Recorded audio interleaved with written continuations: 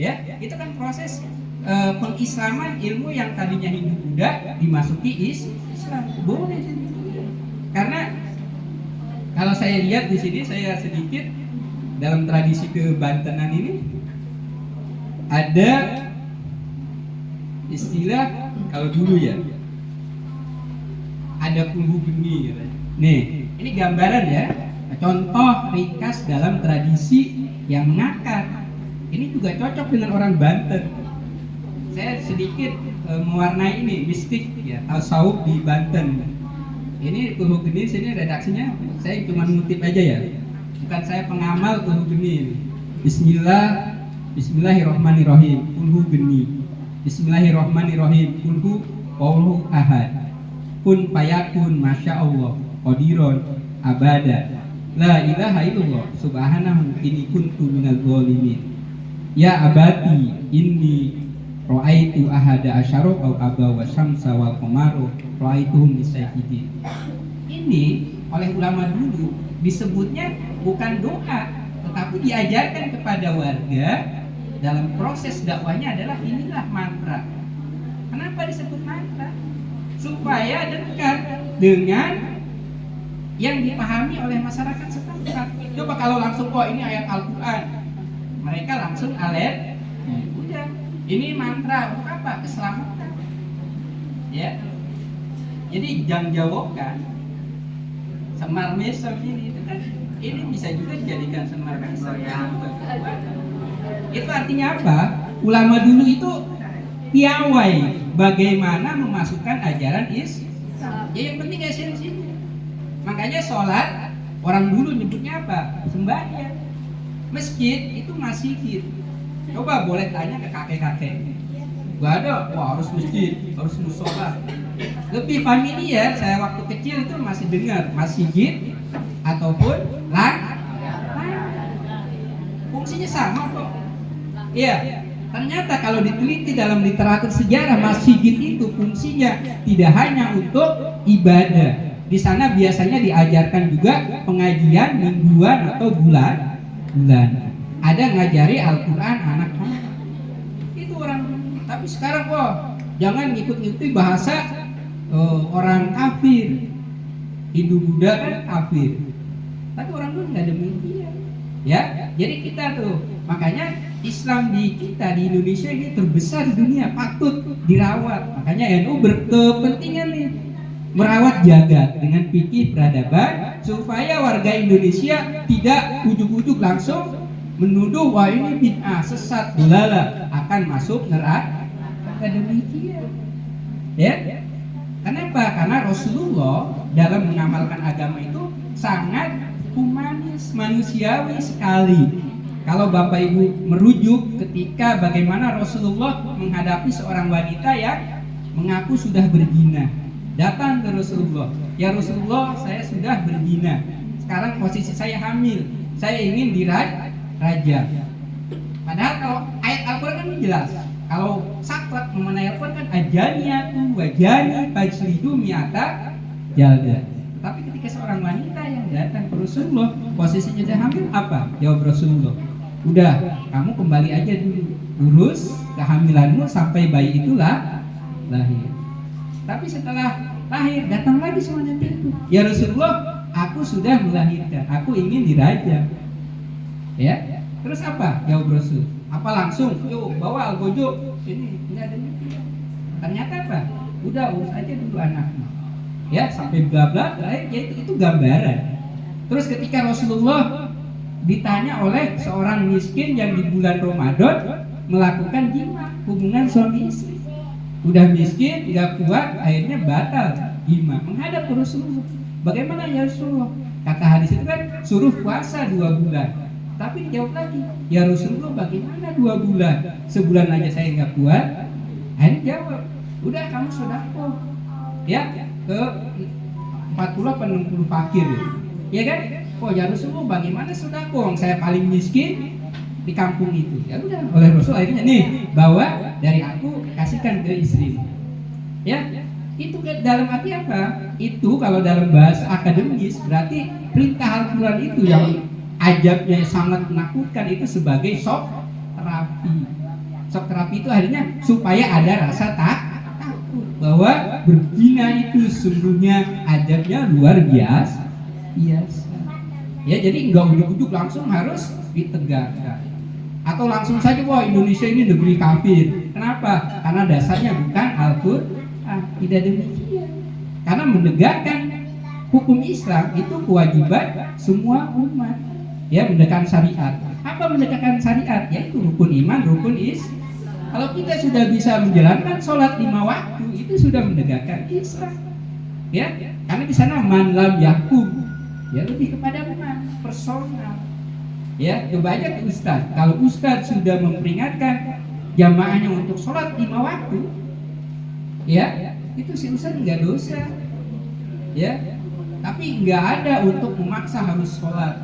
Karena Nabi aja hanya perintah untuk menyeru.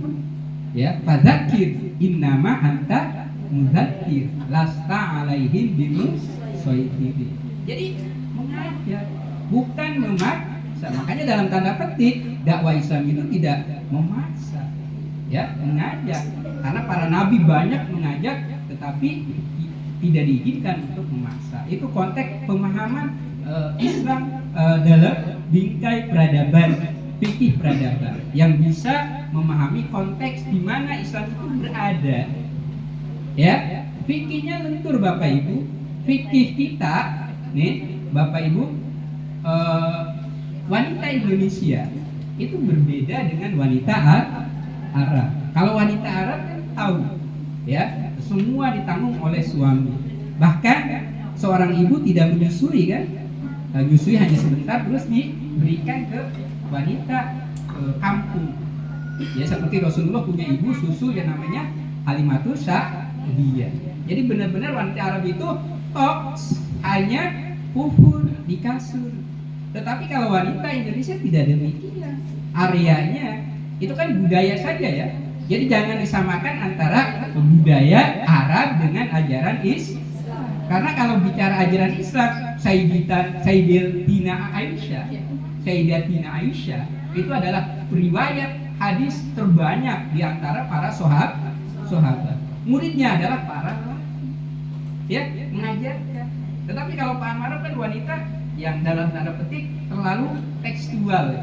Hari wanita udah, ya, area domestik saja, ya, cuman melayani suami seperti ya tadi, nggak boleh beraktivitas di luar. Ternyata paham seperti itu kontraproduktif dengan kehidupan yang alami. Ya, kenapa? Karena kalau merujuk Siti Aisyah tidak demikian, karena Siti Aisyah sebagai intelektual wanita juga sebagai panglima perang. Itu gambaran. Berarti wanita dalam Islam tidak ada, sesungguhnya boleh mengambil profesi-profesi dalam kehidupan real. Ya. Jadi makanya hanya di kita nih, di Nusantara ada qori'ah wanita. Di Arab nggak ada. Karena suara wanita adalah aurat. Konteks auratnya memaknainya terlalu seperti apa? Aurat yang seperti apa? Bisa aja kalau nyanyian yang melenakan. Tapi kalau kidung-kidung yang bagus, ya kenapa tidak? Jadi contoh itu konteksnya. Jadi memahami konteks Al-Quran, hadis, tidak tekstual. Itulah Islam yang terjadi.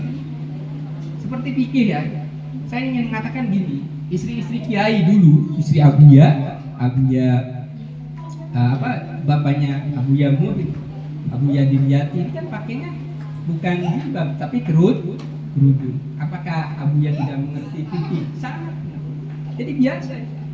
Jadi hanya beda antara fikih ketika bersosial kemasyarakatan ataupun ketika ke sawah dengan fikih ketika sholat.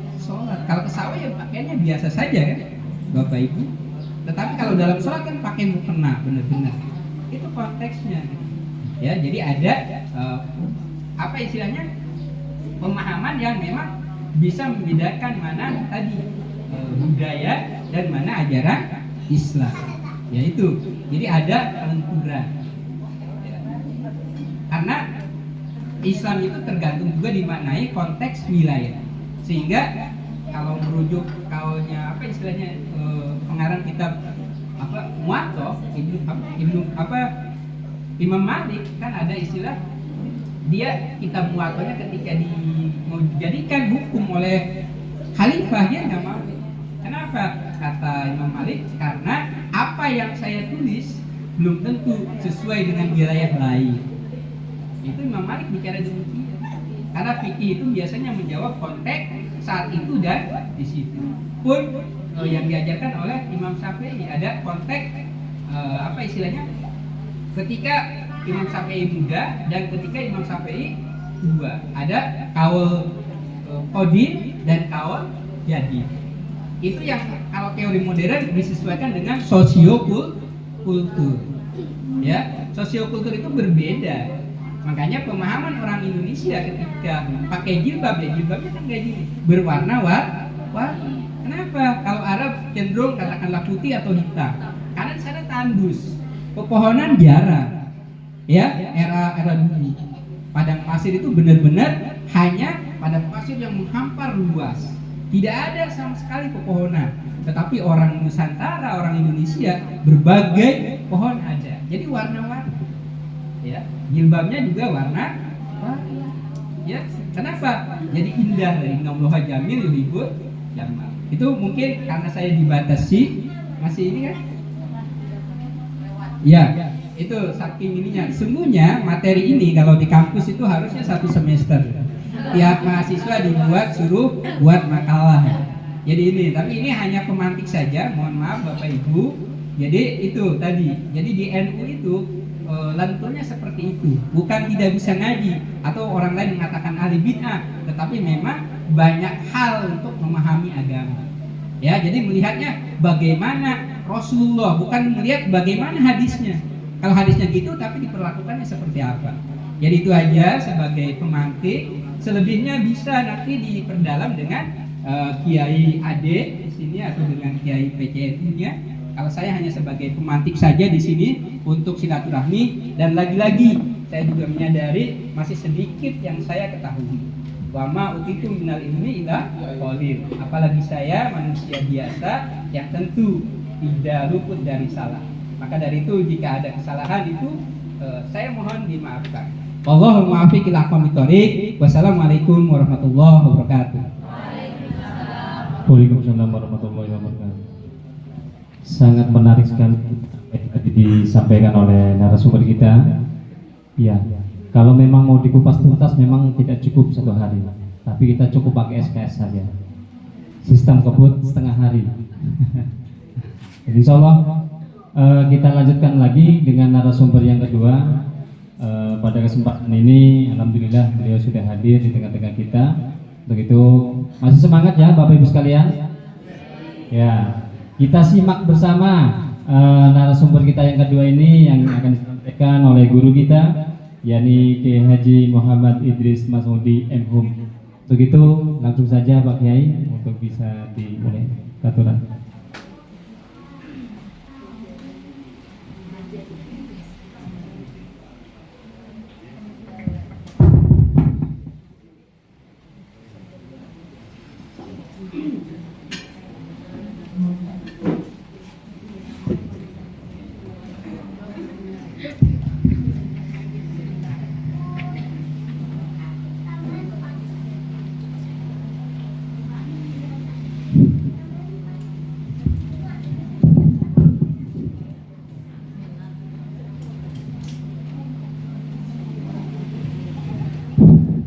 Assalamualaikum warahmatullahi wabarakatuh. Bismillah, alhamdulillah, wassalatu wassalamu ala rasulillah Sayyidina Muhammad ibn Abdillah wa ala alihi wa mawalah. La hawla wa la quwwata illa billah. Amma ba'du. Hadratal mukarramin wal muhtaromin, para kiai, para alim, para ulama, khususnya pada para pengasuh Pondok Pesantren Al Bustaniyah, Kiai Ade beserta para keluarga, semoga selalu diberikan kesehatan. Yang saya hormati Kiai Dr. Ahmad Basuni, Bapak Moderator, para tamu undangan, Bapak Ibu sekalian. Alhamdulillah pada pagi jelang siang hari ini kita bisa bersua, bisa bermuajahah, bertatap muka dalam kesempatan yang berbahagia ini untuk sharing informasi, sharing pengalaman tentang fikih peradaban, halaqah fikih peradaban yang kedua dengan judul pengalaman Indonesia dalam membangun peradaban. Pada saat saya menerima undangan ini, saya sebenarnya cukup berpikir agak keras apakah saya bisa untuk datang kemari atau tidak, karena terus terang saya dalam beberapa bulan ini hampir tidak ada liburnya kecuali Minggu. Jadi Senin, Selasa saya ngajar, Rabu, Kamis, Jumat saya kuliah karena saya sedang S3, belum selesai S3 saya, baru masuk. Sabtu juga ngajar lagi. Praktis hanya punya waktu 1 hari. Ini tentu kalau saya ambil, saya iyakan, istri akan marah-marah. Tidak ada waktu bagi dia, kira-kira begitu. Istri dan anak-anak pasti akan marah-marah karena merasa ayahnya atau suaminya ini terlalu sibuk dengan dunianya sendiri. Jadi saya mendapatkan mandat dari PBNU karena kebetulan saya mendapatkan amanah menjadi salah satu pengurus di Lembaga Bahsul Masail di PBNU. Jika sebelumnya di periodenya Kiai Said saya menjadi wakil sekretaris di Lakpes dan PBNU, di periode ini saya di LBM PBNU. Karena mandat itu saya tidak bisa menolak dan akhirnya disuruh memilih untuk ada 6 pesantren yang akan saya kunjungi, dan ini yang kedua setelah kemarin saya di Darul Muta'alimin. Hari ini di sini, besok saya ke Jiput di Pandeglang. Pekan depan Sabtu, Minggu, Senin saya keliling lagi ke sekitar Pandeglang lagi, ada 3 pesantren lagi yang akan saya kunjungi dan temanya memang berbeda-beda, beragam. Tapi apapun itu saya memastikan kepada istri bahwa tugas dari PBNU ini mau tidak mau harus saya jalankan karena saya mentakzimi amanat atau perintah dari para kiai yang saya harapkan berkahnya. Saya merasa banyak sekali berkah yang saya dapatkan ketika saya mengabdi di PBNU. Bapak Ibu sekalian, saya tentu tidak akan memberikan materi yang yang dakik-dakik atau yang melangit, yang ruwet-ruwet, yang jelimet. Saya ingin berbagi informasi saja, saya ingin berbagi pengalaman. Karena saya tahu diri, saya meskipun saya di PBNU, saya jauh lebih tidak mengetahui banyak ketimbang beliau, ketimbang narasumber yang pertama atau ketimbang dengan para Bapak Ibu sekalian.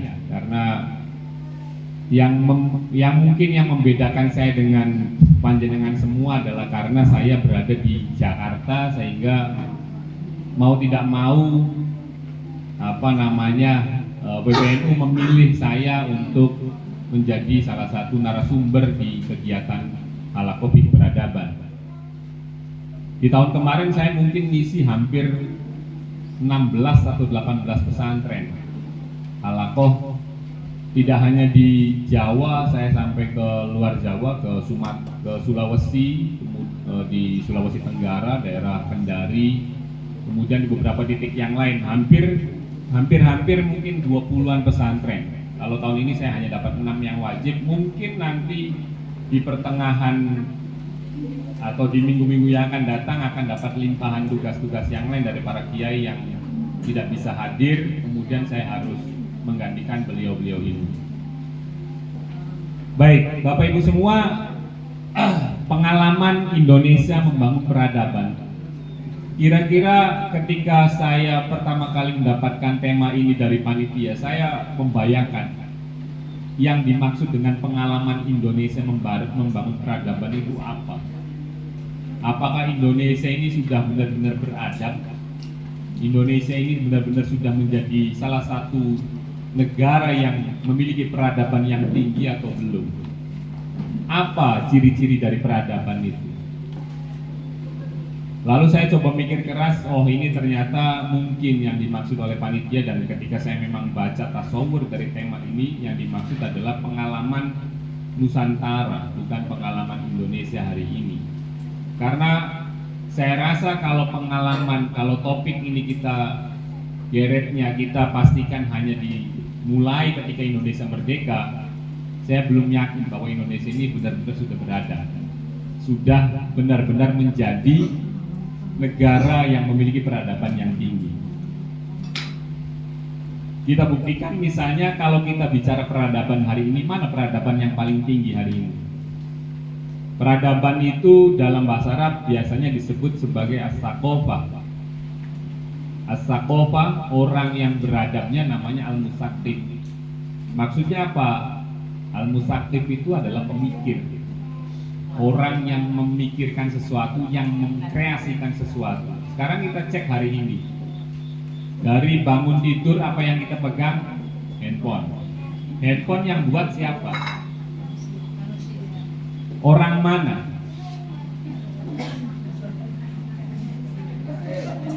Laptop yang saya pakai, mungkin mic ini yang saya pakai juga bukan buatan Indonesia, ini mungkin. Jadi untuk diukur sebagai peradaban, saya kira mungkin Indonesia belum menjadi satu negara yang dianggap memiliki peradaban yang tinggi. Hari ini yang memiliki peradaban tinggi tentu adalah negara barat, baik itu Eropa maupun Amerika. Mobil belakangan kemudian disusul oleh Cina, dan ini yang membuat kita sebenarnya harus berpacu adalah ternyata India ini juga menjadi salah satu negara yang mulai berlari untuk menciptakan teknologi-teknologi agar menjadi teknologi-teknologi baru yang sekiranya dia bisa dianggap sebagai negara yang memiliki peradaban yang tinggi. Nah, lalu kalau kita bicaranya Nusantara, maka saya akan memulai sebagai sejarah. Ini satu, makanya saya sebut saya share informasi, berbagi cerita saja. Kalau yang dimaksud adalah Nusantara, maka mungkin Nusantara, Indonesia sebelum merdeka itu kan belum ada nama Indonesia. Nama Indonesia itu mungkin baru mulai abad 19. Ada salah satu ulama Aceh menulis satu naskah, saya lupa judul naskahnya apa, itu sudah menyebut nama di dalam naskah manuskrip tulisan tangan itu Al-Jumhuriyah Al-Indonesia. Istilah Indonesia sudah ada di situ, yang kemudian diteguhkan oleh oleh orang barat. Indonesia ini adalah nama Indonesia itu muncul dari sana. Kalau sebelumnya itu belum ada, adanya Banten, adanya Cirebon, ada Aceh, ada Mataram, ada Majapahit, ada Sunda, dan lain sebagainya. Nah, yang menghubungkan kerajaan-kerajaan ini dinamakan dengan Nusantara. Nusantara itu apa? Nusantara itu adalah Nusa Antara. Nusa itu pulau, antara itu ya antara. Jadi antara pulau-pulau, negeri yang berada di antara pulau-pulau, itulah yang dinamakan dengan Nusantara. Tapi waktu dulu yang namanya Nusantara itu bukan hanya Indonesia, Bapak Ibu sekalian, tapi kalau sekarang mungkin masuk sebagian Southeast Asia atau Asia Tenggara itu masuk sebagai kawasan Nusantara. Biasanya Nusantara itu dinisbatkan kepada Majapahit ketika Gajah Mada mencoba melakukan penyatuan negara-negara atau daerah-daerah yang berada di sekeliling Majapahit. Sriwijaya yang ada di Aceh, kemudian ada di sebagian Thailand, ada di sebagian di Filipina, ini disatukan oleh Gajah Mada yang disebut sebagai Nusantara. Oke. Lalu ada satu yang menarik, yang namanya peradaban pada dasarnya bukan hanya persoalan teknologi, tapi juga soal keilmuan, soal ekonomi, soal politik, sosial dan lain sebagainya. Dalam buku yang ditulis oleh sejarawan dari Prancis, namanya Denis Lombard, dia nulis buku terdiri dari 3 jilid, judulnya Nusa Jawa Silang Budaya. Nusa Jawa Silang Budaya. Satu hal yang menarik, yang menurut saya sangat menarik sekali adalah di dalam buku Denis Lombard itu disebutkan bahwa Nusantara itu adalah Carrefour. Carrefour itu bukan Carrefour yang sekarang sudah bangkrut itu bukan. Carrefour itu maksudnya adalah persimpangan. Jadi arti dari Carrefour itu persimpangan. Nah, Indonesia itu adalah Carrefour budaya, persimpangan kebudayaan. Apa yang dimaksud dengan persimpangan kebudayaan itu? Yang dimaksud dengan persimpangan kebudayaan itu adalah di Indonesia, di Nusantara, pada waktu itu menjadi titik singgah, titik pertemuan antara kebudayaan-kebudayaan di dunia pada waktu itu. Ada kebudayaan Arab, ada kebudayaan India, ada kebudayaan Tiongkok, dan kemudian belakangan kebudayaan Eropa ketika Eropa masuk melakukan penjajahan di bumi ini. Peradaban-peradaban besar, kebudayaan-kebudayaan besar ini masuk ke Indonesia, kemudian Indonesia atau Nusantara menjadi bukan hanya dia menerima kebudayaan itu, tapi juga ikut terlibat aktif di dalam bagaimana menciptakan kebudayaan-kebudayaan baru.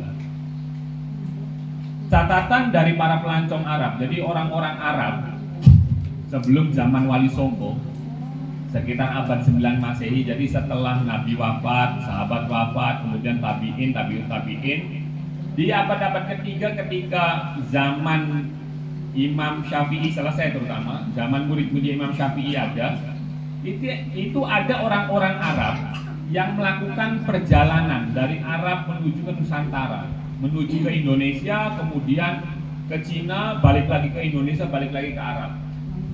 Ketika melakukan pelancongan ini, mereka menulis catatan-catatan. Saya kira hampir tidak ada pesantren di Indonesia yang membaca karya-karya ini. Saya saja baru tahu kitab ini setelah keluar dari pesantren dan ketika menggeluti sejarah tentang Indonesia. Ada kitab namanya, judulnya itu Al-Masalik wal Mamalik, karya Ibnu Khordad B. Itu beliau sekitar abad 10 Masehi.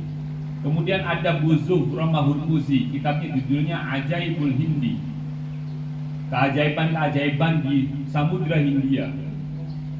Itu baru ditahqiq, baru disunting tahun 1800-an di Leiden, Belanda, dan juga di Paris, Brill, Paris.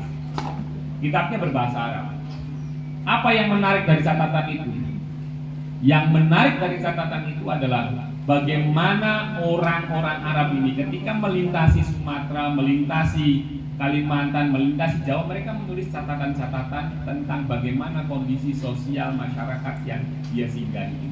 Ini jauh sebelum Wali Songo ada.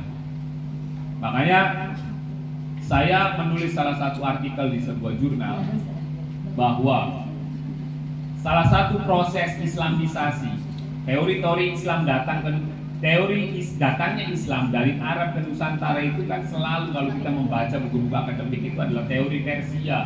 Islam datang dari Persia, buktinya banyak kebudayaan Persia di sini. Islam datangnya dari Arab, buktinya banyak makam-makam Arab, atau mungkin karena bermadzhab Syafi'i. Kemudian ada lagi yang mengatakan Islam datang dari India.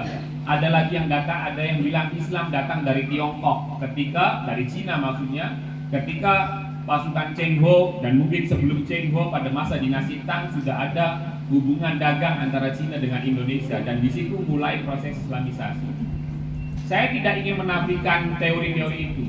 Saya bilang bahwa teori-teori itu mungkin sekali benar, bahwa banyak sekali saluran Islam datang ke Nusantara ini dari berbagai, dari India, dari Cina, dari Persia, dari Arab, dari Yaman mungkin yang belakangan.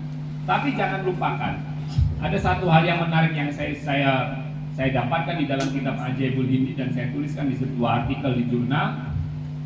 Saya bilang salah satu teori Islamisasi itu adalah orang kita, orang Indonesia, orang Sumatera waktu itu, ketika mendengar ada ajaran baru yang dibawa oleh Nabi Muhammad yang bernama agama Islam ini, rajanya itu penasaran, ini siapa? Nabi ini siapa? Muhammad ini siapa? Agama Islam itu agama apa? Karena penasaran, dia menunjuk utusan untuk berangkat ke tanah suci sana, ke Madinah, karena Nabi waktu itu sudah di Madinah, untuk bertemu dengan Nabi. Coba kamu tanya, kamu cari informasi tentang agama ini. Berangkatlah itu utusan ke Madinah, karena waktu itu belum ada kapal pesawat, belum ada pesawat yang yang bisa membawa orang Nusantara ini datang dengan cepat ke sana. Dia naik kapal. Karena naik kapal butuh waktu yang lama. Karena kalau cerita dari nenek saya itu dulu haji zaman yang naik kapal itu sekitar 6 bulan. Perjalanan sekali jalan itu bisa 2-3 bulan, haji di sana 1 bulan, balik lagi 3 bulan lagi. Terombang-ambing di atas kapal itu di abad 20-an sudah. Dan sudah menggunakan mesin, sudah ada mesin uap. Kalau zaman-zaman itu belum ada mesin, kapalnya tidak pakai mesin, kapalnya pakai apa ya? Pakai angin. Kalau pas anginnya angin barat, ya dia berangkat ke barat. Kalau pas angin timur, dia ke timur. Jadi menggunakan angin, karena menunggu angin, dia harus anginnya pas, cuacanya pas dan lain sebagainya. Maka ketika sampai di Madinah, Nabi sudah wafat, Abu Bakar sudah wafat, dan yang ada adalah Khalifah Sayyidina Umar bin Khattab yang menjadi khalifah di situ, menjadi khalifah dari khalifah Rasulullah SAW. Oke, setelah ketemu dengan Sayyidina Umar, dia mungkin di situ belajar. Dalam buku ini disebutkannya begitu, belajar apa gitu, dia pulang. Sudah cukup pengetahuannya, pulang. Ketika pulang, di tengah perjalanan, di dalam buku itu, di dalam kitab itu diceritakan, dia mati di tengah perjalanan ini. Utusan ini meninggal. Tapi wafihi ulamun, dia membawa budak-budak, dia membawa ajudan, membawa pasukan, orang-orang yang menemani dia itu. Nah, gulam ini, dia disebutnya di situ teksnya gulam, orang-orang hamba-hambanya ini, ajudan-ajudannya ini, kemudian melanjutkan perjalanan pulang ke negeri yang di situ disebut sebagai Sarondib. Pulang menceritakan tentang bagaimana kesederhanaan umat, bagaimana ajaran Islam dan lain sebagainya. Sebagian tertarik dengan ajaran Islam ini. Artinya apa? Artinya adalah bahwa proses Islamisasi di Indonesia ini, Islam masuk di Indonesia ini, ada juga jasa dari orang-orang Nusantara yang belanja Islam langsung ke Madinah, belajar langsung kepada Sayyidina Umar bin Khattab. Di sana memang disebutnya Sarondib. Sarondib ini oleh para sejarawan ditafsirkan sebagai Sri Lanka. Sebagian sejarawan menafsirkannya Sri Lanka. Tapi saya punya tafsir sendiri bahwa Sarondib ini adalah Suwarnadipa. Suwarnadipa itu adalah bumi emas. Bumi emas itu apa? Ya Sumatera. Dan ini saya sebut sebagai Sriwijaya. Kenapa kemudian hal ini bisa dibuktikan? Dari salah satu artikel dari sarjana asal Armenia yang menyebutkan bahwa yang namanya Sarondib dalam teks Arab ini sepadan dengan Suwarnadipa, dan Suwarnadipa ini adalah Sriwijaya. Oke, itu satu.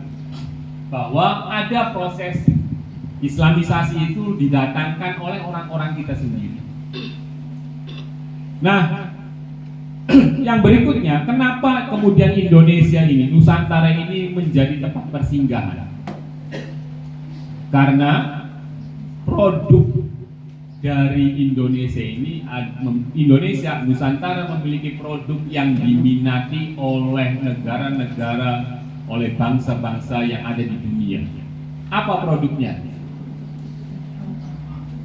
Rempah-rempah. Rempah-rempah itu adalah produk rempah-rempah pala, lada, cengkeh belakangan, pala, lada, kayu gaharu, kemudian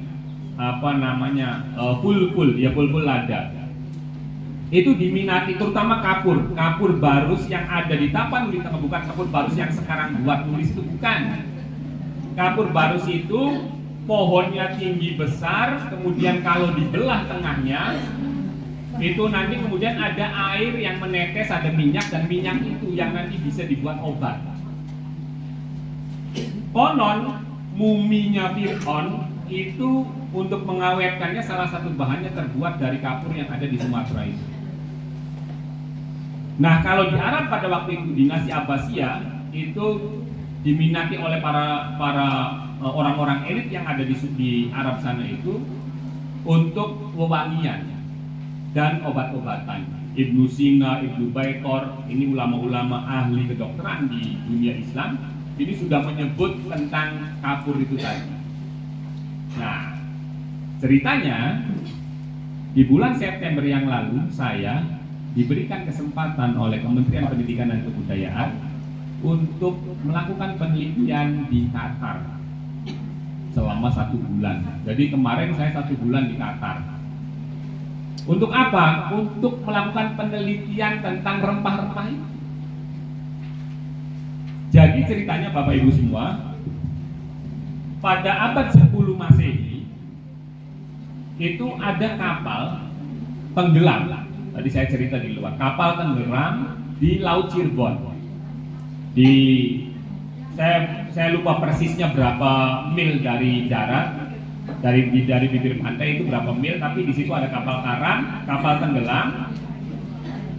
Nah, kapal tenggelam itu muatannya apa? Ada isi yang ada di dalam kapal itu, isinya adalah emas,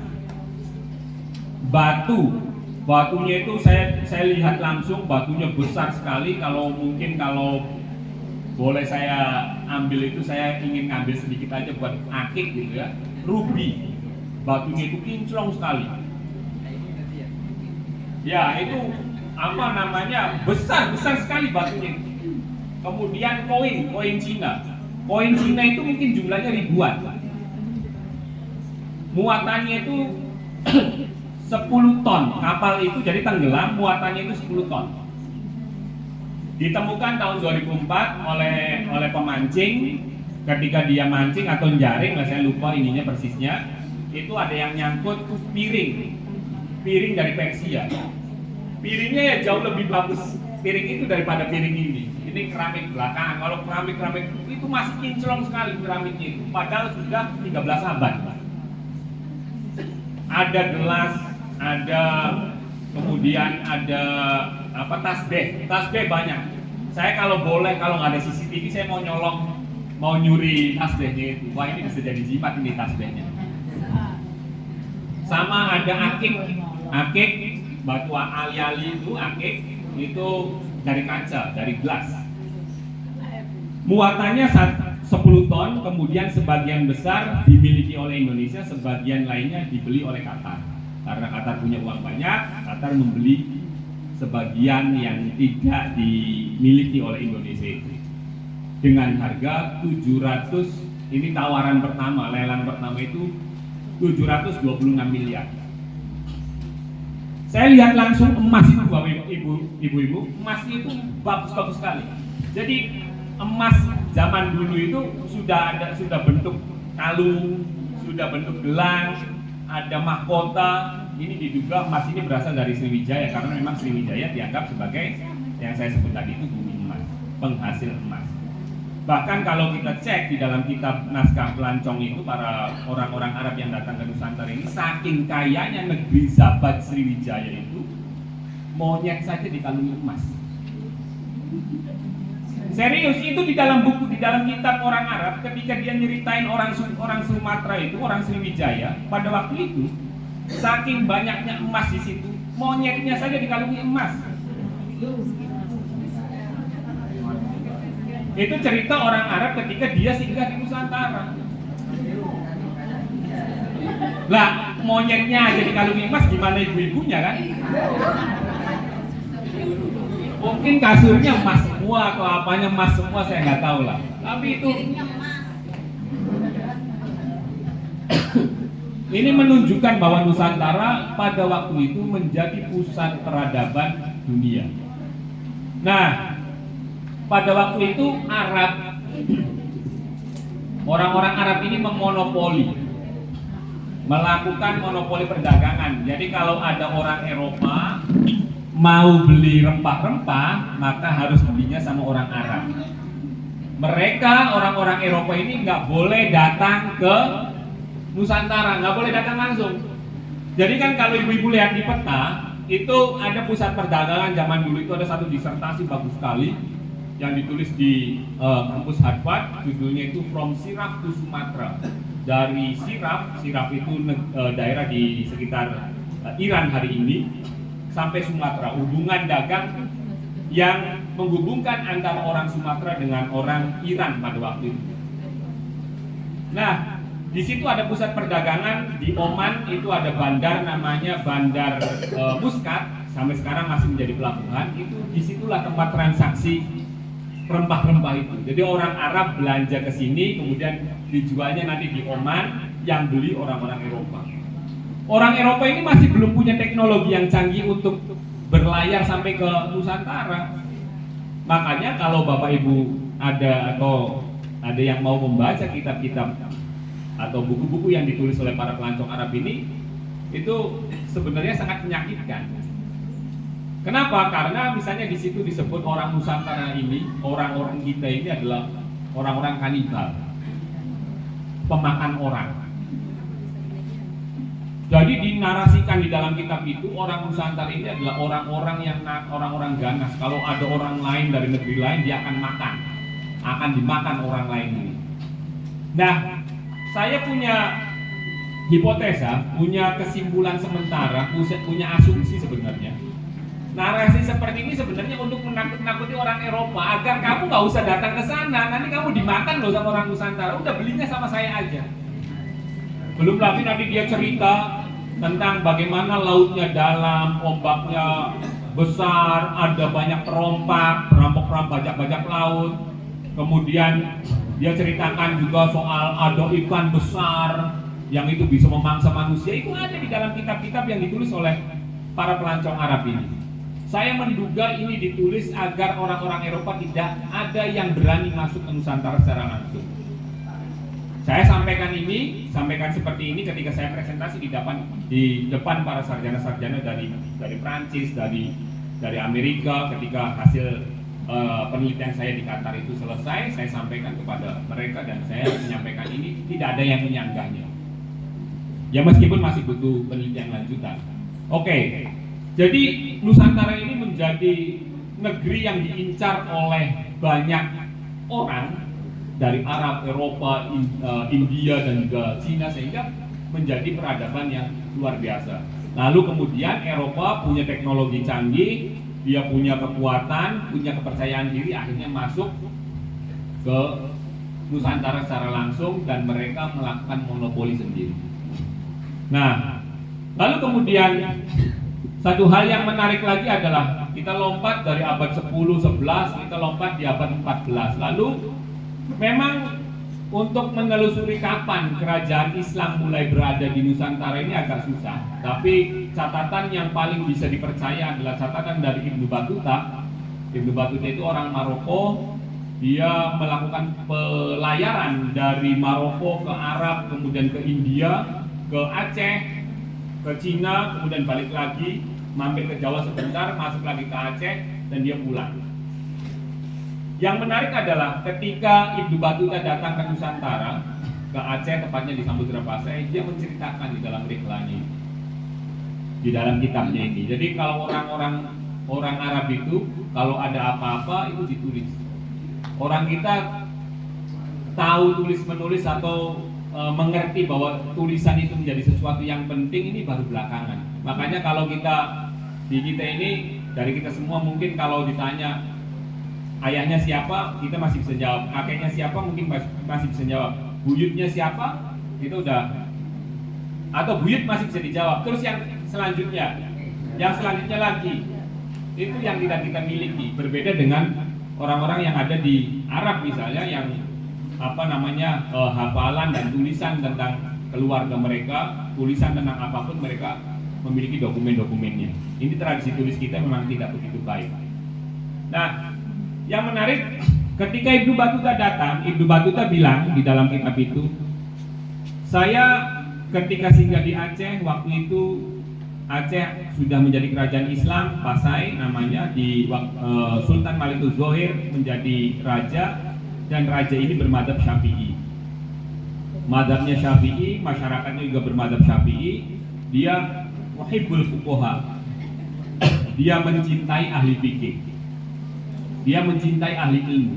Yahduruna majlisahu, yang dia punya majlis untuk diskusi, untuk muzakarah dan lain sebagainya, itu dihadiri oleh para ulama-ulama ini. Datang, duduk di situ dan diskusi.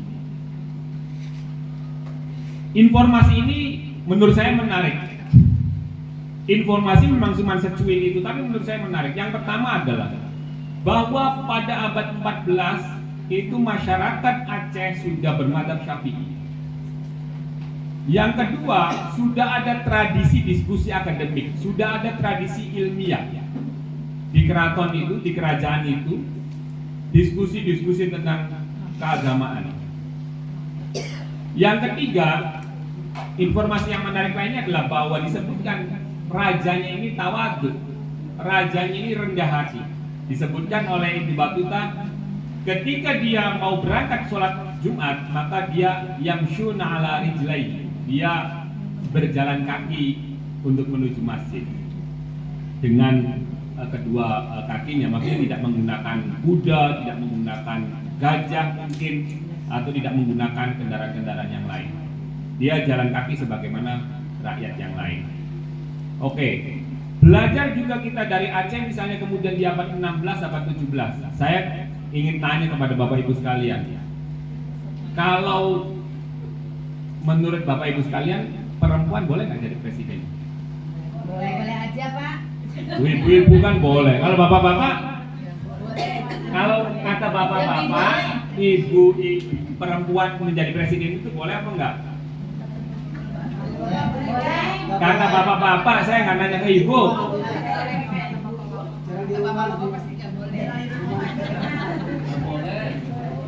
Boleh apa enggak?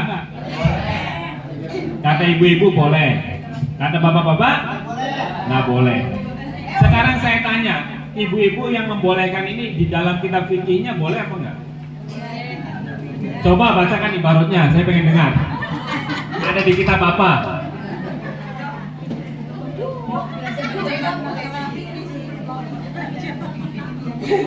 Aslinya nggak boleh perempuan menjadi pemimpin.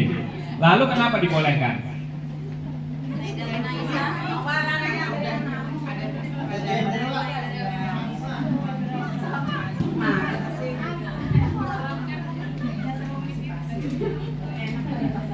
Ayo coba keluarkan ibarat di dalam kitab fikihnya. Ya juzu lil mar'ati ayya umma apa gitu misalnya. Ada nggak teksnya? Dibolehkan bagi perempuan untuk menjadi pemimpin.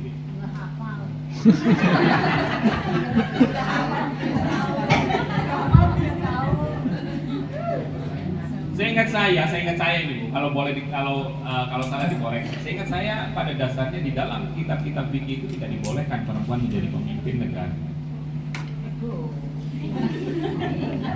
Alasannya kenapa? Alasannya karena ini salah satu dalilnya. Pada suatu waktu Nabi meminta kepada sahabat untuk mengirimkan surat kepada Raja Kisra, raja di daerah Kisra Romawi, untuk masuk Islam atau kalau tidak dia berakad damai atau dia akan diperangi. Lalu ternyata jawaban dari Ratu Kisra ini menolak. Dilaporkan kepada Nabi. Sahabat melaporkan bahwa raja itu menolak. Siapa rajanya? Ratu Kisra, perempuan. Nabi bersabda, la yuflihal qawmu walau amrathum imra'atun. Tidak akan bahagia sebuah negara jika dipimpin oleh perempuan. Sebentar. Redaksi hadisnya la yuflihal qawmu, tidak akan bahagia, tidak akan makmur. Nabi ngomong begitu itu kira-kira kita posisikan Nabi sebagai Nabi atau Nabi sebagai pemimpin negara? Pemimpin negara. Nabi sebagai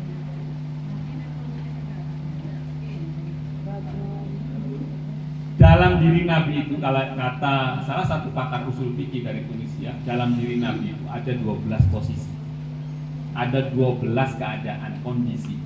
Jadi kita jangan membayangkan bahwa seluruh yang disampaikan Nabi itu menjadi syariat. Apakah Nabi tidak pernah salah? Dalam persoalan agama tentu tidak. La yantiqu 'anil hawa in huwa illa wahyun yuha. Kalau dalam persoalan agama, kalau Nabi salah ditegur langsung sama Allah. Tapi kalau dalam persoalan-persoalan duniawi ya, Nabi pernah nggak salah? Ya pernah dong. Maksumnya Nabi itu dalam persoalan agama. Kalau persoalan-persoalan dunia nggak, ya nggak maksum-maksum juga. Emang ada contohnya? Ada. Satu contoh, suatu ketika saya cerita dulu nih, Nabi jalan-jalan, melihat ada sahabat sedang mengawinkan kurma laki-laki dengan kurma perempuan agar dia pikir ini agar berbuah banyak. Kalau dalam biologi itu disebut ilmu setek atau apa, saya lupa lah ininya. Jadi dikawinkan yang laki-laki dan perempuan, kurma laki-laki dan kurma perempuan dengan harapan akan berbuah yang banyak. Kata Nabi, ngapain kamu? Ini saya menyilangkan yang kurma betina dengan kurma jantan. Oh nggak usah, nanti itu kamu nggak bakalan berbuah banyak itu. Ya menuruti sabda Nabi. Ya udah, saya turuti. Sebulan, 2 bulan, 3 bulan kemudian Nabi lewat lagi.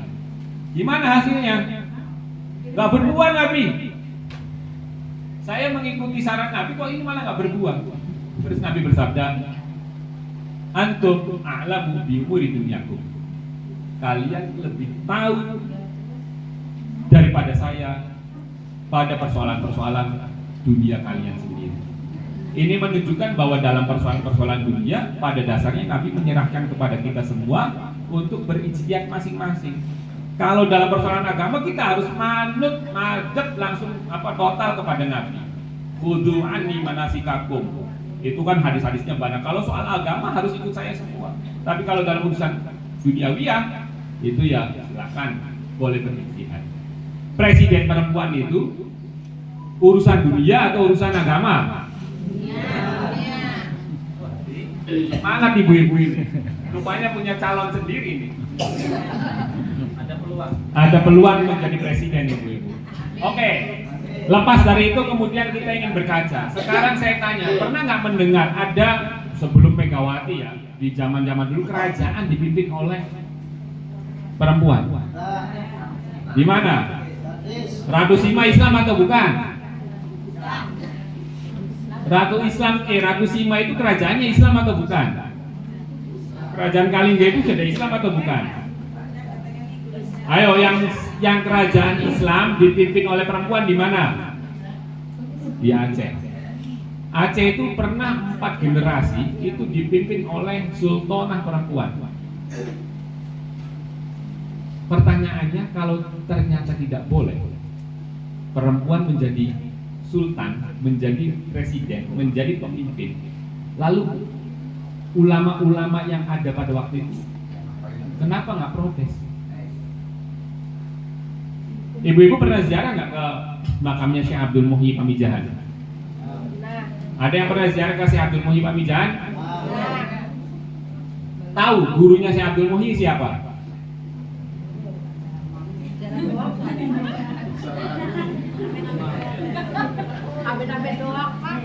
Gurunya Syekh Abdul Muhyi itu salah satu gurunya namanya Syekh Abdul Rauf Al-Fansuri As-Singgili.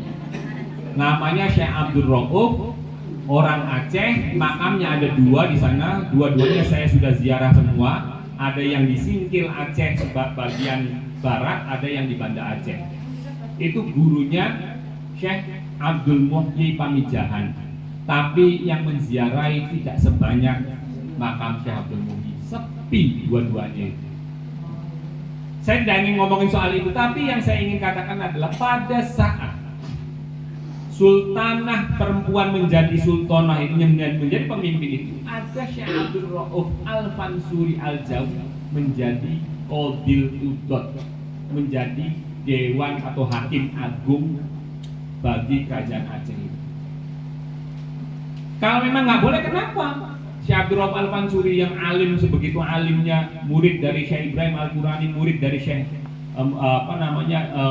Al-Qusasi, ini kenapa tidak melakukan kritik atau tidak mendongkel atau tidak apa? Tidak ada, sama sekali tidak ada dinamika terkait dengan kepemimpinan perempuan pada waktu itu.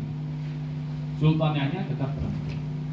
Coba cari sekarang bandingannya di negeri Arab mana yang pernah dipimpin oleh presiden perempuan, pemimpin perempuan. Di Banten pernah apa enggak? Pernah, meskipun nggak lama. Tapi Banten jauh lebih belakangan kan. Nah, ini yang ingin saya katakan bahwa dalam konsep politik Nusantara ini meskipun mengikuti teologi politik Ahlus Sunnah wal Jamaah, tapi di dalam praktiknya, di dalam praktik politiknya itu tidak selalu mengikuti secara ajek apa yang ada di dalam teks-teks yang ada dalam kitab fikih itu. Kita cari misalnya dalam teks-teks kitab itu akan kesulitan menemukan pendapat yang membolehkan presiden perempuan itu. Meskipun tadi menggunakan hadis itu la yuflihal qaumu itu dikritik oleh para ulama kalau dijadikan dasar tidak boleh perempuan menjadi pemimpin karena hadis itu adalah kalam khobari, bukan kalam insya'i. Isinya bukan perintah tapi prediksi Nabi. Tidak akan bahagia. Apakah kalau dia tidak akan bahagia itu maksudnya nggak boleh, haram? Kan belum tentu. Makanya tidak bisa dijadikan argumen yang ini. Atau kemudian menggunakan kaidah al-ibra bi khususi sabab la bi umumil lafzi. Itu khusus untuk orang Isra, bukan untuk keumuman masyarakat muslim. Meskipun seperti itu, tapi paling mentok di dalam mazhab-mazhab itu paling banter mazhab Malik. Di dalam mazhab Maliki itu perempuan hanya boleh menjadi setingkat qadhi, tidak boleh qadhi qudot, dan juga paling banter menjadi gubernur. Kalau jadi pemimpin utama itu tidak diperbolehkan. Itu rata-rata pendapat mazhab seperti itu. Tapi ketika di Nusantara, kenapa kemudian bisa didialogkan? Bisa kemudian perempuan menjadi presiden. Ini yang menjadi keunikan bahwa Nusantara punya ciri tersendiri, punya peradaban tersendiri, bahwa apa yang ada di dalam teks-teks itu didialogkan dengan realitas yang ada di dalam masyarakat kita itu sendiri. Lalu lanjut, saya ingin ngomong karena ini di Banten, ini menurut saya penting sekali. Banten ini pernah menjadi peradaban yang besar sekali, terutama ketika Sultan Maulana Hasanuddin memindahkan ibu kota kerajaan Banten yang sebelumnya di Banten Girang dipindahkan ke pesisir di Surosowan itu. Jadi lada yang dihasilkan oleh masyarakat Banten ini menjadi komoditas yang diminati oleh bangsa-bangsa di dunia manapun. Ada India, ada Cina, ada Arab, ada Portugis dan lain sebagainya. Makanya kalau di dalam buku-buku sejarah disebutkan di Banten itu, di peta Banten itu yang di abad 16-17 itu ada pemukiman Cina, ada pemukiman Portugis, ada pemukiman Arab, ada macam-macam. Ini menunjukkan bahwa Banten menjadi peradaban, menjadi pusat peradaban di Pulau Jawa yang sangat luar biasa pada waktu itu. Tapi sayangnya ketika saya bandingkan dengan Aceh itu kenapa berbeda? Maksud saya begini, kalau saya atau Bapak Ibu sekalian kalau pernah ke Aceh, ketika turun dari pesawat, masuk ke turun bandara, itu begitu ketemu dengan orang Aceh, itu Bapak Ibu semua bisa menyaksikan ada jejak orang Arab, ada jejak orang India, ada jejak orang Tamil, mungkin sebagian ada juga jejak orang Eropa, orang Portugis, ada jejak orang Cina. Jadi muka Aceh itu ada Cinanya, ada Indianya, ada Portugisnya, ada Arab. Tapi begitu saya ke Banten,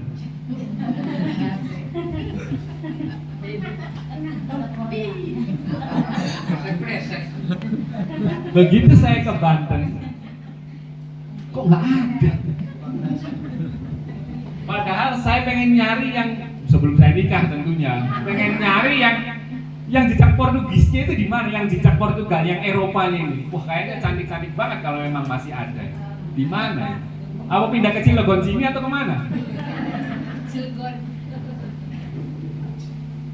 Itu makanya kalau daerah-daerah yang di pesisir pantai yang dulu pernah menjadi tempat-tempat kosmopolit itu memang kayak misalnya Bangsri, Jepara itu terkenal cantik-cantik karena dulu banyak orang Portugis di situ yang kawin-mawin dengan penduduk lokal. Nah di Banten ini jangan-jangan orang Portugis, orang Arab, orang India ketika kawin dengan orang Banten itu kalah. Yang dominan ini wajah Bantennya. Jangan-jangan seperti itu. Tapi ketika saya tanya kepada beberapa tubagus di Kesultanan Banten itu, secara diplomatis dia bilang begitu. Ya saya ini kalau dibelah ada Portugisnya, ada Arabnya, ada kiai saya bilang gitu. Tapi nggak muncul, nggak nampak kan. Berbeda ketika Bapak Ibu sekalian datang ke Aceh. Di Aceh itu orang itu wajahnya Indianya, ada Arabnya, ada Tamilnya, ada hitam, ya gitu-gitu lah. Kalau ketemu orang Aceh pasti kayak bukan orang wajahnya ya secara wajah. Berbeda dengan itu. Nah ini di Banten malah jangan-jangan gen Bantennya ini lebih kuat daripada yang dari luarnya itu. Banten dilawan. Nah, lalu yang terakhir ini yang ingin saya sampaikan,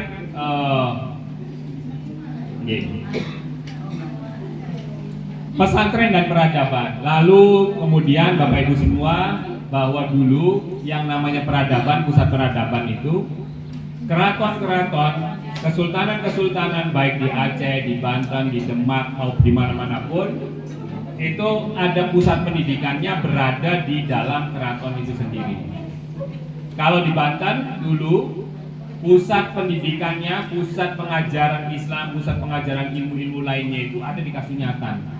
Jadi tidak jauh dari Banten, dari pusat, dari Surosoan itu ada Kasunyatan, dan disitulah tempat anak-anak sultan mendapatkan pengajaran Islam dari beberapa ulama-ulama untuk ditempa. Jadi secara keilmuan, kalau anak raja itu, anak sultan itu kalau memang sultannya menghendaki anaknya akan menjadi sultan yang baik, maka dia harus ditempa, harus dididik dan dididik oleh ulama-ulama terpilih. Tidak kemudian dicalonkan jadi apa, kemudian langsung naik menjadi cawapres, bukan. Oh, maksudnya bukan begitu. Maksudnya harus dididik dari bawah agar punya karakter, punya pengetahuan bahwa ini ngurus negara, ngurus kerajaan itu bukan sesuatu yang mudah. Jadi dia punya waktu khusus, dibayar ulama-ulamanya untuk ngajarin anak-anak para sultan ini karena dia ini adalah penerus bagi kerajaan berikutnya. Lah kemudian ketika Belanda datang, Belanda ini memang yang paling kesulitan menaklukkan Banten dan juga menaklukkan Aceh. Dibandingkan dengan keraton-keraton lain, Banten jatuhnya jauh lebih lama. Kemudian Aceh apalagi paling lama Aceh, dan yang kemudian disusul oleh Banten. Kalau Mataram, Cirebon dan lain sebagainya itu begitu masuk di adu domba dan sebagainya, pecah belah, jatuh kekuasaannya. Seperti misalnya di Jogja pecah jadi dua, ada Jogja, ada Solo, kemudian keratonnya diambil alih sampai Pangeran Diponegoro keluar melakukan pemberontakan dan lain sebagainya. Nah, Banten ini lama, kemudian ketika Banten jatuh oleh kolonial, orang-orang atau ulama-ulamanya pergi, tidak tinggal di dalam keraton lagi, dia keluar mendirikan pesantren-pesantren ini. Dan pesantren-pesantren ini hampir di seluruh Jawa dan mungkin di seluruh Indonesia ini merupakan keturunan dari keraton-keraton yang ada di daerahnya masing-masing. Karena tidak betah dengan kondisi keraton, beliau meninggalkan keraton, membuat peradaban baru, mendirikan pesantren, mengajarkan ilmu pengetahuan kepada masyarakatnya. Nah, jejak-jejak peradaban itu tentang keunggulan Nusantara, keunggulan Banten, keunggulan Aceh dan lain sebagainya, saya kira masih bisa kita lihat, bisa kita baca di dalam buku-buku sejarah, bisa juga kita baca jejaknya di dalam artefak-artefak, di dalam museum, kemudian di dalam keraton dan lain sebagainya, atau di dalam karya-karya ulama Nusantara sendiri yang jumlahnya sangat melimpah ruas sekali. Dan hari ini yang melanjutkan estafet peradaban itu adalah pesantren-pesantren kita hari ini. Lalu pertanyaannya adalah, ketika kemudian tatanan dunia ini sudah berubah, kalau dulu kan berdasarkan kerajaan-kerajaan nih, ada Jawa, ada Demak, ada Banten, ada ini itu dan sebagainya. Kemudian di dunia Islam ada Khilafah Islamiyah. Khilafah Islamiyah jatuh pada tahun 1924 atau 1926. Sudah tidak ada lagi Khilafah Islamiyah, negara didasarkan pada nation state itu, berdasarkan bangsa-bangsa. Nah, Indonesia hari ini menjadi negara tersendiri, tidak hanya bukan negara Islam, sekaligus bukan negara sekuler. Lalu pertanyaannya adalah, kalau nenek moyang kita itu sudah punya peradaban yang tinggi seperti itu, pertanyaannya bagaimana kita sebagai pelanjut dari nenek moyang kita itu melanjutkan peradaban yang gemilang yang sudah ditorehkan oleh nenek moyang kita. Saya kira itu, kurang lebihnya mohon maaf. Wallahul muwaffiq ila aqwamit thoriq. Wassalamualaikum warahmatullahi wabarakatuh. Waalaikumsalam warahmatullahi wabarakatuh.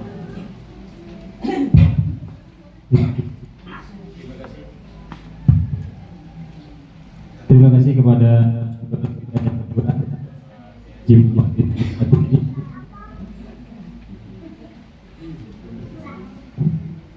Sangat menarik sekali apa yang disampaikan oleh beliau, karena memang kalau berbicara sejarah, insya Allah saya sendiri juga baru tahu terkait dengan apa yang disampaikan oleh beliau ini. Maka dalam waktu yang singkat ini, apa yang sudah disampaikan oleh kedua narasumber ini tentunya menarik untuk kita didiskusikan. Untuk itu masih ada waktu sebelum azan duhur sekitar 20 menit lagi, dipersilahkan untuk hadirin sekalian yang ingin menyampaikan pertanyaannya kepada kedua narasumber kita ini. Tadi apa yang sudah disampaikan oleh beliau begitu menariknya untuk lebih kita kaji kembali. Artinya memang tidak cukup, kata Pak Kiai juga, dalam satu semester pun nggak cukup membahas masalah ini. Tapi cukup SKS saja lah, sistem kebut semalam.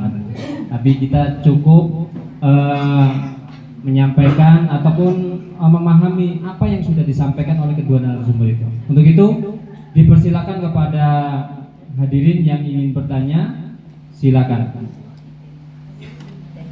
Monggo. Yang dari belakang mohon disebutkan nama, asalnya dari mana ya?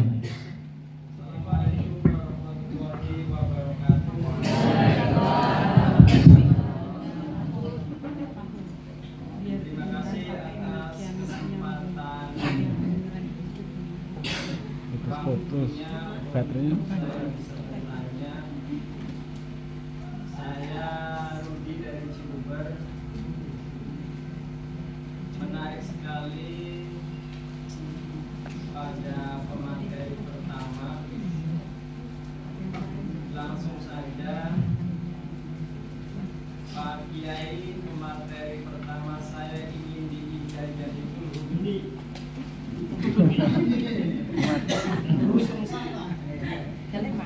Memang itu mungkin sangat bermanfaat buat saya, karena saat ini saya PC Jambiar Rupiah Aswa Jabatan Cilegon dalam rangka untuk partisipasi menunjukkan menaklukkan tradisi-tradisi masyarakat yang masih kental dengan perdukunan, yang masih kental dengan sesajen.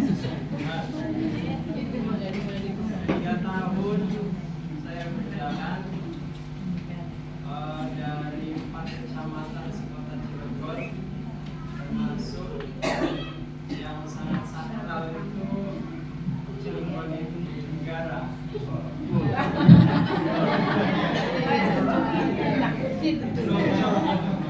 Mohon maaf, Cilojong.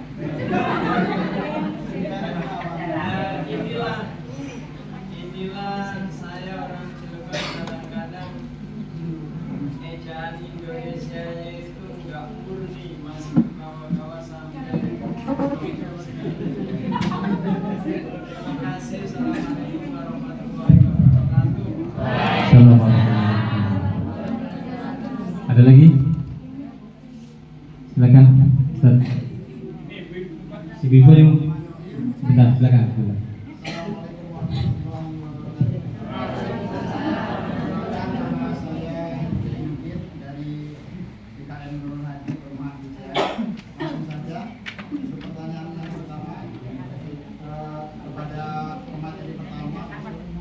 Dalam konteks peradaban Islam dan budaya daerah, ada beberapa kegiatan atau kesenian-kesenian yang menggunakan ayat-ayat Al-Quran seperti yang dikatakan Islam, yang dalam pelaksanaannya menghadirkan awa-awa atau jin-jin yang membuat pelakunya itu tidak sadarkan diri. Apakah yang demikian itu baik dilakukan dan bagaimana menurut pandangan Islam?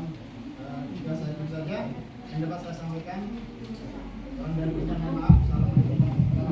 Assalamualaikum. Yang perempuan untuk sesi pertama dulu, silakan. Assalamualaikum warahmatullahi wabarakatuh. Saya ingin bertanya mengenai dari pemateri. Namanya Bu? Nama saya Ati Hayati dari Cilegon, dari Agustania. Dan saya di sini sebagai guru di Yayasan Pendidikan Islam Agustania. Saya ingin bertanya mengenai pemateri yang pertama tentang ta'abbudi, yang kaitannya dengan ibadah itu yang memang nggak bisa dirubah.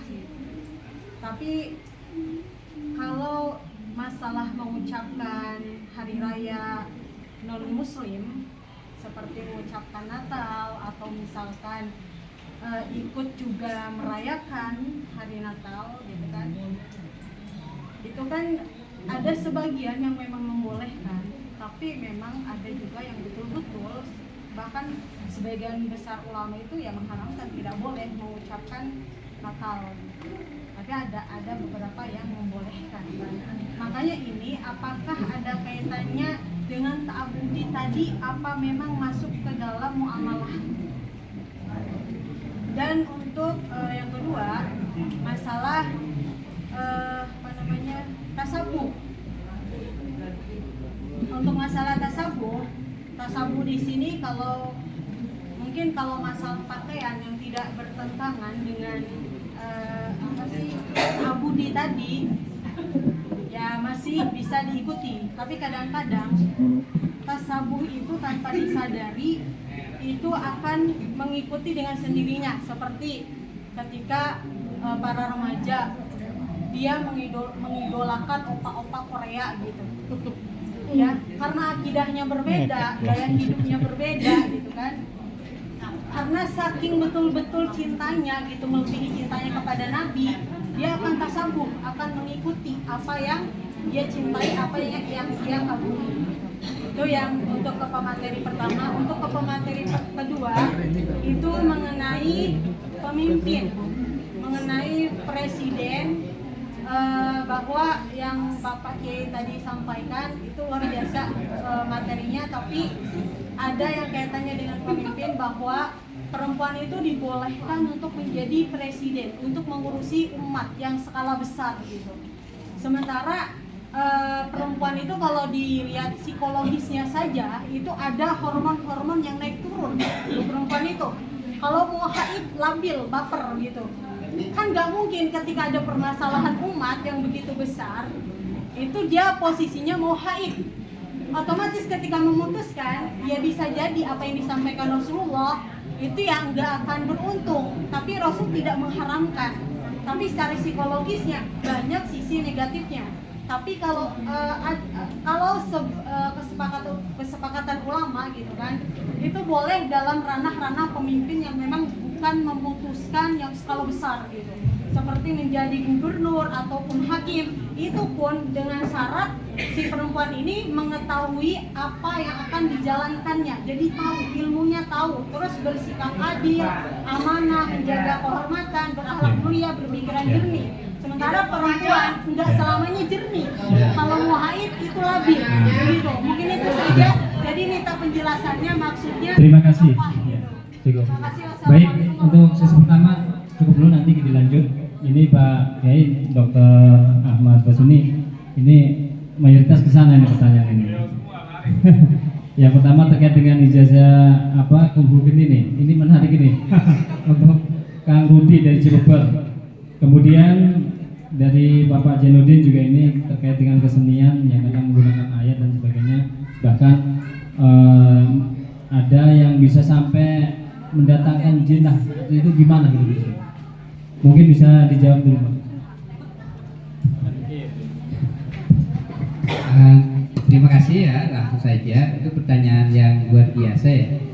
Tapi yang maksud saya sini ya, saya ngutip Guru Geni itu dalam artian gini, bahwa secara faktual memang ada semacam akulturasi mantra. Dulu itu dikenalkan dengan mantra. Oh, bukan ayat Al-Quran. Padahal kalau kita teliti tadi Guru Geni itu ternyata kutipan-kutipan dari potongan-potongan ayat. Ya, untuk kesaktian. Orang Banten kan sakti-sakti dulu punya yang jawabkan ataupun mantra. Muncullah Guru Geni tadi. Saya bukan kapasitas bisa mengijajahkan karena saya sendiri nggak mengamalkan gitu. Cuman saya itu mengutip dari disertasi ya. Sesungguhnya disertasi itu dalam berbahasa Inggris ya, karya Bambang Pranowo. Ya, itu guru besar sosiologi. Beliau sudah almarhum, Allahumma yarham, petinggi NU juga setahu saya ya, Bambang. Jadi bahkan Profesor Imad pun karena ahli sosiologi Islam juga sering ngutip yang jawaban tadi. Tetapi kalau ingin ijazah, ya saya rasa di Banten banyak kiai jadul gitu, boleh ijazah atau minta petunjuk ke Kiai Ade nanti ya. Jadi saya hanya ingin menganalogikan bahwa di sana ternyata ada hal-hal yang bisa dimasuki ruang Islamnya. Sesajen dulu kan untuk para dedemit, dewa ataupun ruh-ruh. Tapi ketika Islam datang, ya silakan itu buat tumpengan, tetapi tujuannya adalah doa. Mendoa kepada para guru, para ulama yang sudah wafat, didoakan, terus sesajanya dimakan untuk yang hadir, bukan mubazir. Jadi didesain kan. Jadi inamal amalu biniatnya atau al-umuru bimaqasidiha. Misalkan tradisi sini kan dekat pesisir juga, ada yang biasa larung kepala terbang ke laut. Kalau jelas-jelas untuk dewa laut itu jadi musyrik. Tetapi kalau orang NU disiasati, larungnya adalah diniatkan untuk sodakoh ke ikan. Jadi kembali konteksnya, ya. Jadi inamal amalu biniatnya tadi, biniatnya seperti itu. Kalau langsung bahwa itu musyrik ini, jadi tadi pendekatannya sedikit demi sedikit. Makanya sekarang tumpengan kan jadi tidak sakral lagi. Bahkan selebrasi jadi biasa ketika peresmian gedung apa tumpengan. Tapi kan bukan untuk dewa, tapi sebagai rasa syukur Allah terus dimakan bersama. Ya larung kepala kerbau silakan, tapi niatnya dipimpin oleh Ustadz Kiai dengan hadurut tadi doa. Tujuannya adalah sedekah kepada kalau ngasih makanan ke ikan itu sah. Bahkan petani yang padinya dimakan burung emprit itu juga jadi sedekah. Jadi tadi bingkanya di sana. Makanya jangan sampai salah niat. Sholat saja kalau niatnya tujuannya untuk dipuji jadi buruk. Makanya tadi ya ke sana, maksud saya tadi akulturasi budaya tetap Islamnya masuk di sana tanpa harus membid'ahkan ini. Seperti itu gambarannya. Terus tadi bagaimana tentang karena ayat Al-Quran itu kan tadi apa wahyu. Bahkan kalau baca seperti apa kitab Al-Ghazali seperti Awfaq itu setiap lafaz kan memiliki apa istilahnya hadam ya.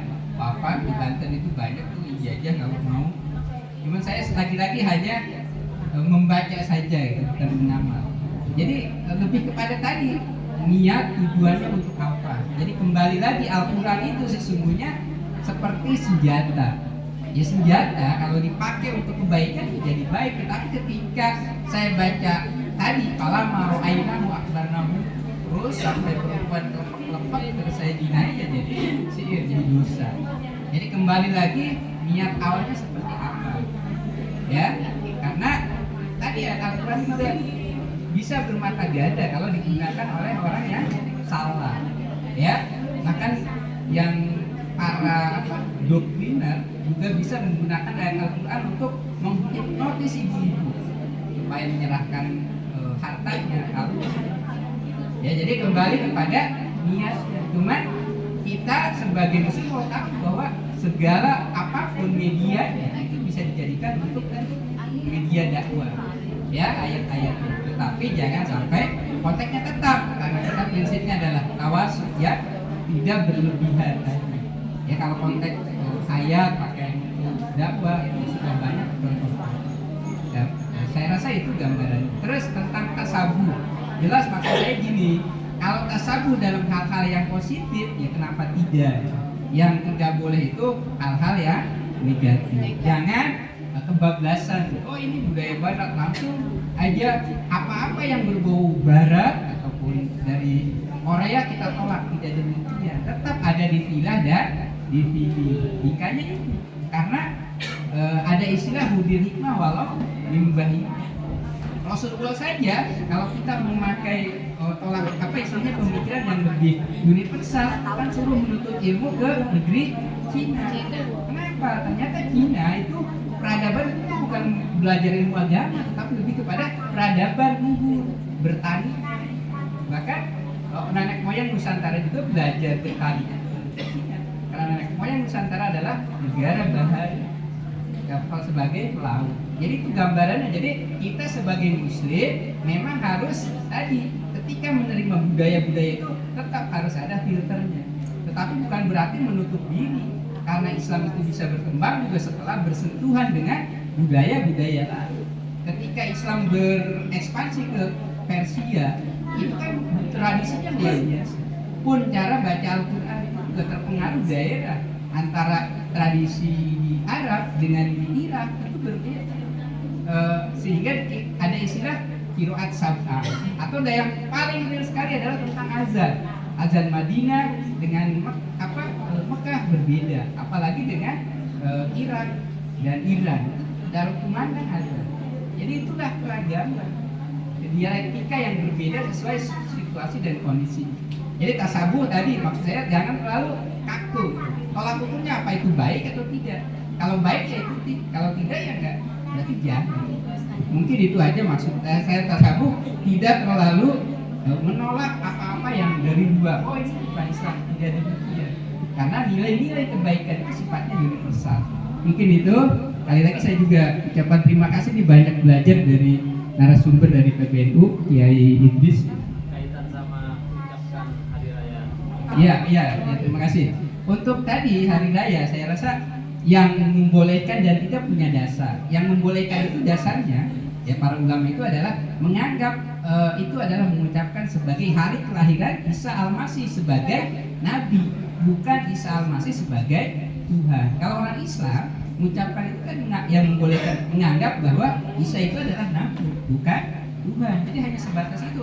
Di ayat Al-Quran ini jelas, ya. Jadi dibolehkan seperti itu. Yang tidak boleh kan dasarnya mengikuti ibadah, kita mengikuti kebaktian gereja, itu yang tidak boleh. Tapi kalau dalam konteks tadi lagi-lagi ya mengolah tadi hadis inamal amalu bin, kalau ke gereja saya sebagai gubernur hadir ke sana sebagai kepala negara, hubungan sosial, ucapan itu sah-sah, tidak dikaitkan dengan akidah, hubungan malah itu. Makanya lenturnya bagaimana tadi, ya, ke masjid kalau niatnya jelek tidak berpahala. Tapi kan kalau ke gereja dalam rangka menerajut hidup berdampingan sesama umat manusia, yaitu saya rasa sah-sah saja. Jadi konteksnya, lihatnya bagaimana. Jadi konteks sosial kemasyarakatan atau akidah. Kalau akidah udah jelas ibadah, kita ngikut kebaktian jelas. Lakum dinukum waliyadnya di sana. Tetapi kalau konteks muamalah itu sah-sah saja. Jadi lagi-lagi inamal amal ini yang dipegang, ya. Jadi sekalipun misalkan saya pakai sendal pas, tapi dalam hati saya beda, itu ya nggak masalah, itu mengkasarnya, ya. Tetapi kan orang awam lihatnya tidak demikian karena keyakinan itu ada di hati. Tapi kalau era sekarang milenial apalagi guru, kita harus tadi peserta didik itu menerangkan secara realistis. Tadi yang nggak boleh itu kalau menyangkut digambarkan aja itu penjelasan. Saya rasa fatwa itu ada memang pro dan kontra. Ketika yang kontra ya kita pakai dasarnya ini, menganggap bisa sebagai anak Tuhan. Kalau yang membolehkan hanya sebagai nabi. Mungkin itu gambaran yang saya ketahui, atau bisa juga walaupun itu bukan saya, Kiai Idris menjawab juga.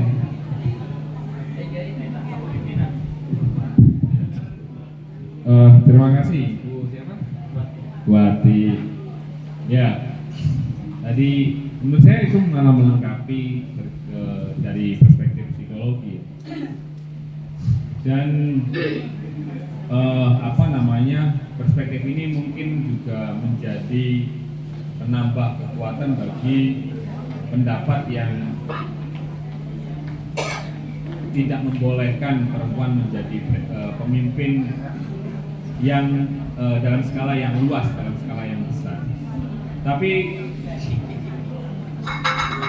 mungkin begini, bahwa dalam konsep Indonesia salah satu hal ini saya jadi teringat tahun 2004 itu pernah ada satu kiai di Jawa Timur menulis risalah, menulis kitab kecil, risalah, surat. Kalau risalah dalam bahasa Indonesia sebenarnya surat. Risalah tentang al-intikhabat al-amah, tentang pemilihan umum pada waktu itu. Beliau karena pada 2004 itu dulu Megawati kan nyalon ya waktu 2004 itu. Nah, itu ada dinamika tentang kebolehan presiden perempuan.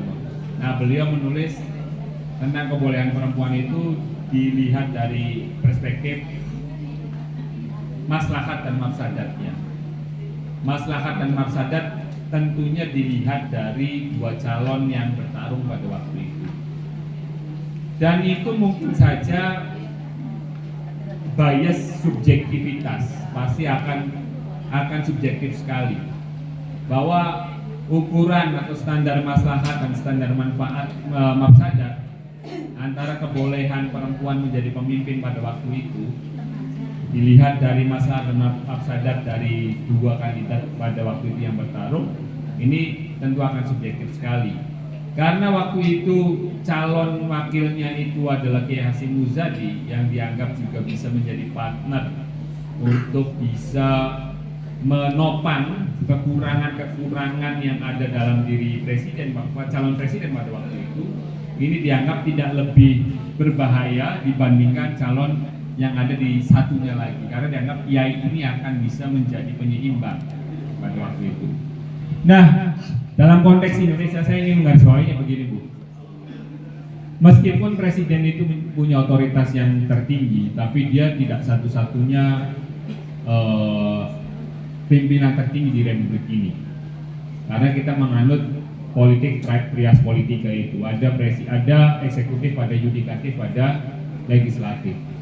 Sehingga kalau misalnya ada kebijakan-kebijakan yang dalam tanda kutip dibuat dalam kondisi yang Ibu sebut tadi, dalam kondisi yang tidak yang emosional, yang emosinya tidak stabil dan lain sebagainya, dan itu kemudian ditekan, lalu kan kita bisa mengajukan dari berbagai saluran yang lain, baik dari yudikatif maupun dari sisi legislatifnya. Belum lagi pada dasarnya hari ini tuh kalau seandainya bisa dikerahkan itu apapun kebijakan dari negara itu bisa kita protes dari saluran manapun termasuk media sosial sebenarnya.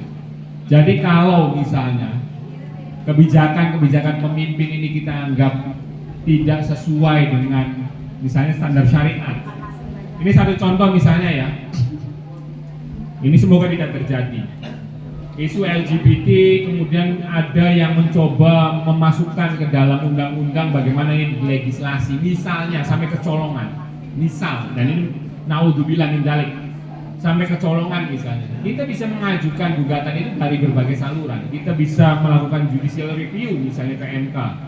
Kita juga bisa mengajukan protes-protes dari berbagai saluran. Bisa, pokoknya ada kontrol. Ada kontrol. Ini berbeda dengan model kepemimpinan di masa lalu. Kalau model kepemimpinan masa lalu itu orang menjadi raja, itu siapa yang bisa mengkritik raja? Siapa yang bisa menjadi sparring partnernya raja pada model klasik itu? Hampir tidak ada. Sekalipun punya perdana menteri atau punya penasehat, dia posisinya tidak lebih setara daripada presidennya. Dan orang akan susah memberikan kritik kepada itu pemimpin dimanapun pada masa lalu akan seperti itu. Nah ini yang berbeda, model tipologi kepemimpinan yang beda juga harus dilihat Bu. Menurut saya ya, tentu tadi pandangan psikologi ini melengkapi, menggenapi apa yang ada di dalam kenapa perempuan dulu Nabi punya prediksi seperti itu. Ya mungkin dari perspektif psikologi ini sangat menambah kekuatan dari apa yang disampaikan oleh Nabi. Tapi apakah kemudian ini menjadi dikunci betul, tidak bisa sama sekali? Ya kita lihat model kepemimpinan yang berubah, kemudian kondisi sosial politik yang berbeda, bahwa saluran kritik, saran dan lain sebagainya juga bisa kita salurkan melalui berbagai saluran yang ada, melalui aspirasi kita, aspirasi sebagai ormas, aspirasi tokoh dan lain sebagainya. Belum lagi di era keterbukaan seperti sekarang ini. Saya kira itu. Terima kasih.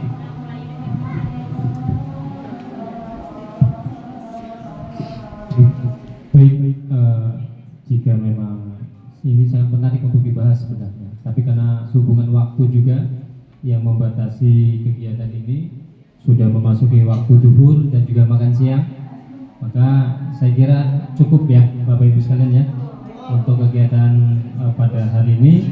Terima kasih kami sampaikan kepada kedua narasumber kita yang telah menyampaikan apa yang sudah sebenarnya.